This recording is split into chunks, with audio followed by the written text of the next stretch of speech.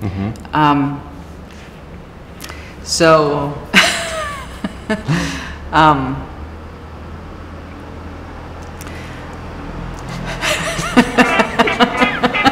I like these approval nods.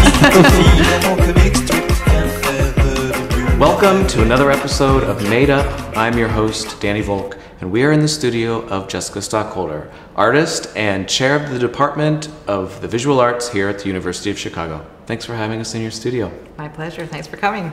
So, have you checked out your Wikipedia page?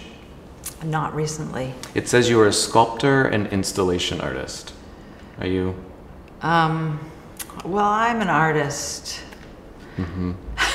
So I can actually go in the Wikipedia page and change that if you'd like. That would be good. Yeah? Yeah. Should I? And I make work that touches on sculpture and painting. I'm not sure what installation means. Right. I mean, I use the word sometimes. Someone was saying, Yeah. actually Stephanie, our producer, was saying that every artist is really an installation artist. I think that's true. Yes. So we'll Yes. change that on the Wikipedia page. Okay. Danny, are you ready to get made up? Yes. Good. Well, this is unlike anything I've ever done before. Really? Yes. But it does involve a lot of color. It's very much like painting, and it's like art making, like stuff in my studio, but quite distinct too. So you're here Okay. at the University of Chicago, and tell me a little bit about your experience here. I've been here for 3 years. I think after 3 years, I feel pretty comfortable here now. I like it. It's feeling like home. You came from Yale. How is the University of Chicago distinct from an institution like that? Well, it's a very different than Yale in that it's a school. Yale is a school of art, and we here are a small art department embedded in the humanities division.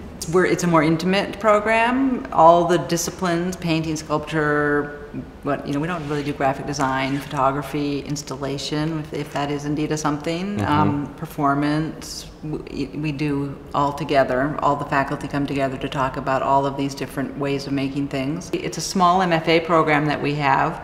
So there's 16 students in the 2 years, and it is our ambition to make ourselves available to all of those students so that we develop some relationships, and we have critiques with them all so we kind of know people's work a little bit over the 2 years. We kind of have a sense of development.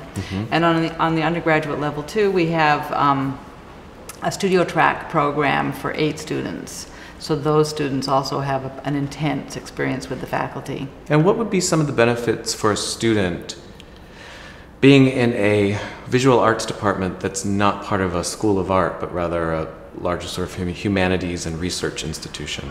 Well, I think there is here at the University of Chicago a culture of interdisciplinarity, which is a kind of cliche catchphrase at the moment. You hear everybody say it. But it's also really true here that people are interested. There are a lot of people at the university who are really interested in art and interested in dialogue. So as a student here, if you're interested in some other area, not just in the humanities, but in the sciences also, or the social sciences, and you reach out and ask somebody to collaborate with you in some way, it's likely that people will have positive responses. The academics are at a really high level. I mean, everything here is at a really high level, and I think the art department is too.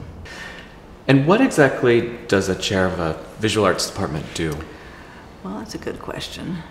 I think as chair, my job is to understand and develop the curriculum and nature of our program, and then also to facilitate that happening in a coherent and useful way internally, and then also to represent the department to the rest of the university. So you're going on leave next year? I am. A little sabbatical? Yes. Well, I'm going to spend a fair amount of time in my studio here. Oh, okay. So you'll still be present? So yes, and I will attend occasionally a critique. I'm also planning, I've never been in the States with time on my hands. I've lived in the States most of my life now, but I grew up in Canada. So I haven't done a lot of driving trips or anything, so I'm thinking to just, like, when I feel like it, to get in the car and go see things. So you make these, maybe you're anticipating these road trips. Where do you find your inspiration? That's a good question. I mean, it's not really I don't think about inspiration. It's a good question to ask, but it's not how I live my life looking for inspiration. I think just in the course of living, things I read. I have a pet blue lobster. He's actually a crayfish. He's very inspiring. For some reason, I really love lobsters. So because I find him so inspiring, I've been to the aquarium to make drawings of things in the aquariums. I find just our consumer landscape inspiring.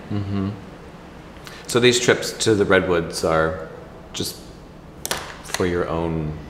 I love trees. I'm not sure if that has, an intimate connection to the work or not, but in some way I think it does. So what are you working on now?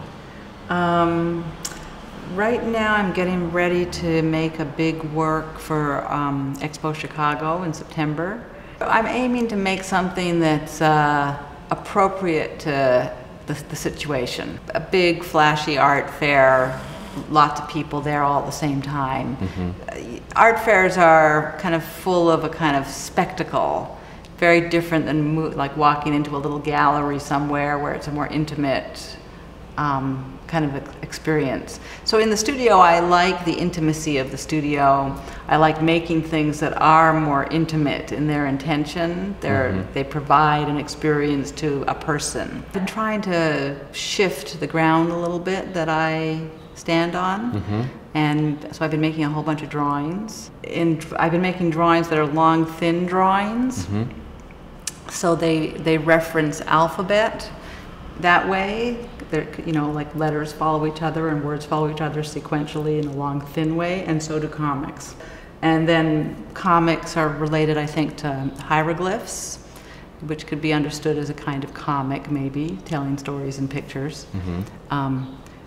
And so, yeah, I've been interested in a very abstract way. My work isn't literary.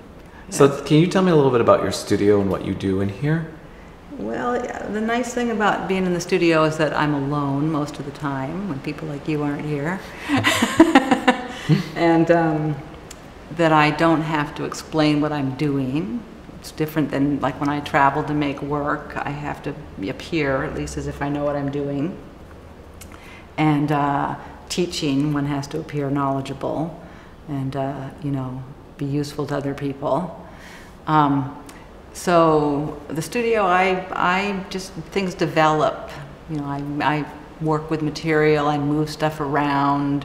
Moving stuff around is a way of thinking, and I find things out. And so it's a very it's always a surprise. I like, that's what I do in here. Okay, maybe that's good. Yeah? Yeah. Do you want to give it a title? Parrot. Parrot. Well, Jessica, thank you. I look very beautiful. I think so too, yeah. I wish I was normally this tan, but... Well, it wouldn't be so noteworthy if you were normally that way. That's true. Yes. Well, this has been Made Up with Danny Volk. We'll see you next time. Thank you, it was fun.